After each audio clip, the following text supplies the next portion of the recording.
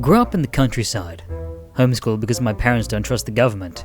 Otherwise they were great parents though. Don't have any neighbours or siblings, so no friends. Parents buy me comic books to spark my imagination. Start really enjoying Spider-Man. White Spider-Man becomes my favourite, pick related, so my parents make me a costume for my 10th birthday. Wear it every day. Parents encourage me to play outside more. Nothing out there to gift.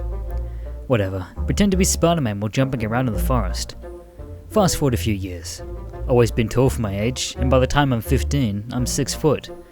Never really did sport though, except for running around the forest like Spider-Man, which I was getting pretty good at, so pretty thin and lanky. One evening, around 6ish, while playing near the road into town, I see a car's headlights stopped, still on the road. Go to investigate. Peering from the trees, I see some teenagers, maybe 18 or so, standing around the car. First time I've seen people, other than my parents, for years. Can't make out what they're saying, but they seem distressed and jittery. Want to go ask if I can help, but scared they won't like me. One of them peers in my direction. It's around sunset, so there's not loads of light. Unsure if he can see more or not. Our eyes lock for what feels like hours. Hear a boom and instinctively drop into a prone position. Guy looks away briefly as the car starts smoking. He looks back towards me, but his gaze never settles. I wonder what he's looking for. Another one loudly says a naughty word. They all grab their stuff from the car and carry on foot. Want to learn more, so decide to follow them. Take off my Spider-Man mask so they'll know I'm not really Spider-Man if they see me. But try to stay hidden because I think they might not like me. In my head, I'm their guardian angel. After about an hour, they come to a clearing. They begin to set up camp. Realize this is the same clearing where I reenact my Justice League operas. My limited edition Spider-Man action figures are still buried in there in a stunning twist where Zod imprisoned him at the end of my last episode.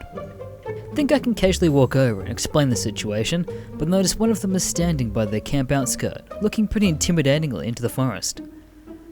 It's the same guy who was staring in my direction earlier. Designed to call him Weird Al. Circle around the forest surrounding the opening, looking for the easiest way to sneak into the camp. A twig snaps beneath me. Suddenly, Weird Al reacts really fast. Notice he's holding a gun and pointing in my direction. Don't think he can see me though, since he keeps moving his arm around. Realize that they're playing commandos. Pretty soon, they'll get a fire going. It's pretty dark by now. Weird Al's sitting with the others in a circle around the fire. Can hear them talking and laughing. Want to know what they're saying, and storm a Superman figure back.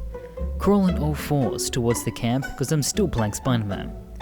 Certainly they can't see me in this dark. Get close enough to make out what they're saying. Talking about ghosts and urban legends.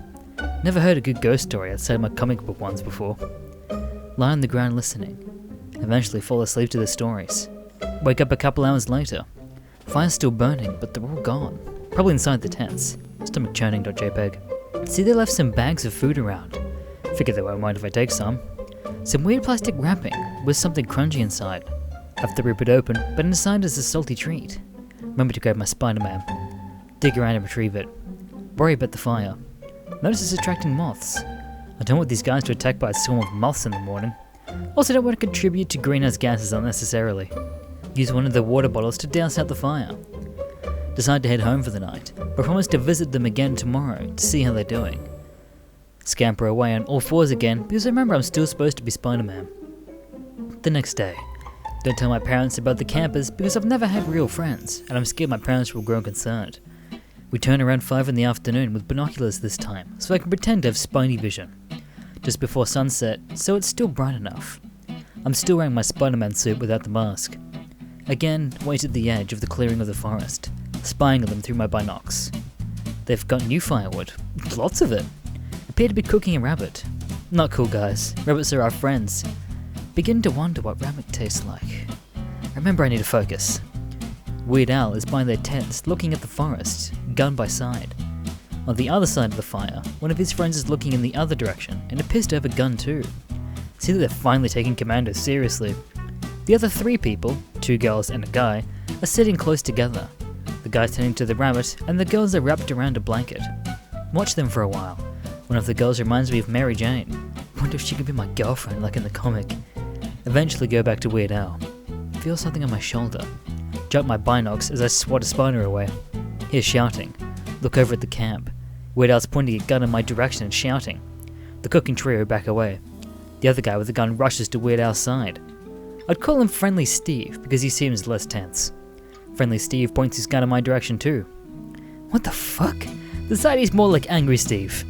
Not entirely convinced that they're actually aiming at me. Start circling the edge again, like last night. They seem to move their aim with me. Weird Al starts shouting at me. I can't make out what he's saying. It's better to say nothing than to have people think that you're stupid, open-mouthed, and confirm your stupidity. Shouts at me again. Have no idea what to do. Parents were right. I am too immature for social situations. Tony Stark would surely know what to do. Suddenly hear a loud bang, and the tree next to me explodes. Well, a chunk of it explodes off. Instinctively crouch into prone position. Several more bangs. Can't see Weird Al or Angry Steve very well because they're surrounded by smoke, but see a few flashes of light. I eventually realise they're shooting at me. What did I ever do to them though? Run off on all fours again, with my experiences much faster than running. Get home and start crying. Parents ask what's wrong. I tell them I met some cool youths and they didn't like me. Parents hug me and tell me maybe it's because of my costume. Mum thinks it's proof that I'm not ready to have friends. Dad insists it could be good since I'm showing some incentive by going out to meet people.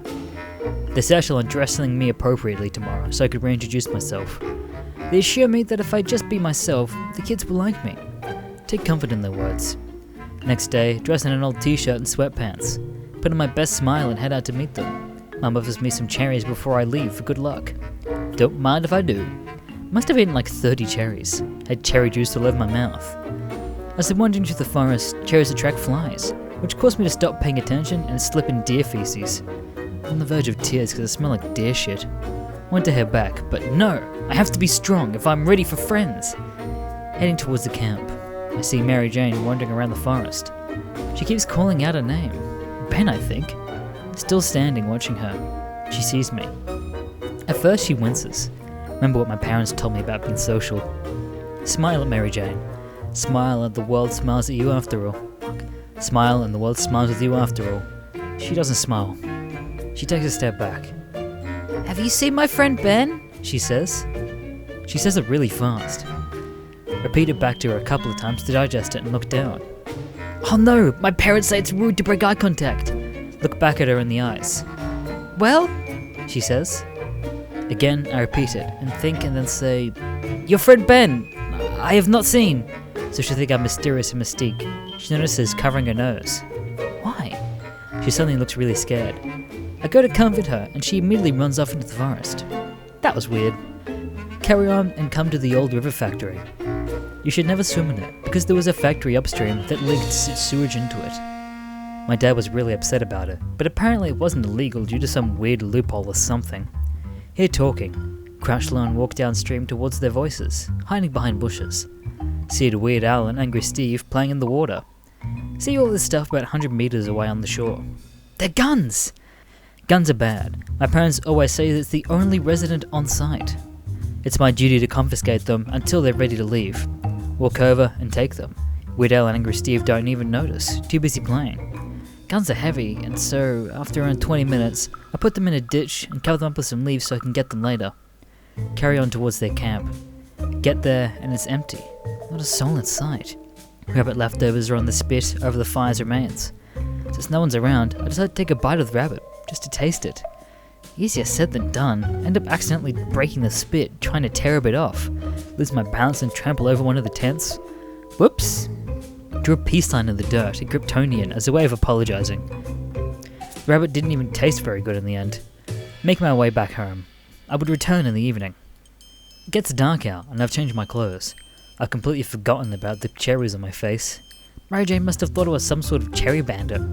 My face is all washed now, though. Put on my best suit, after it was my last chance to make friends. Thinking about it, up until she ran away, me and Mary Jane actually got on pretty well. Maybe there's hope for us yet? Work my way back to the edge of the clearing. The camp has a huge fire. They're all out of sight though, no stories of cooking. See that they didn't put the tent I trod on back up. See the other tent rustle. Weird Al rushes out past the fire. In the moonlight, I just make him out running about 20 meters or so and then stopping. He stands there for about another 30 seconds with his back to the camp before running back to camp. Just before he reaches the fire, he stops and looks in my direction. Has he seen me? Hurrah! I can finally introduce myself! He starts shaking and shouting. Not wanting a repeat of yesterday, and I make myself visible by stepping out of the bushes so they don't think I'm a deer or something. Weird Al shouts at me, and this time I hear what he says. Ben?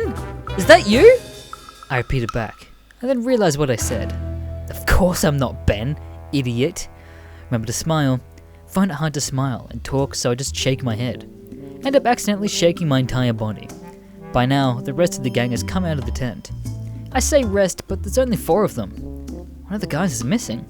That must have been this Ben they were asking about. Beginning to wonder myself where he is. They've all been staring at me weirdly and shivering, even though it's summer. Where's Ben? I shout. Angry Steve whispers to Weird Al, and Weird Al shouts back that he doesn't know. And then he shouts at me. What have you done with Ben? If this is a game, I don't get it. Decide the only way to earn their trust is to impress them. Drop down on all 4s and do my Spiderman crawl so they see how agile I am. They immediately scream and all run away.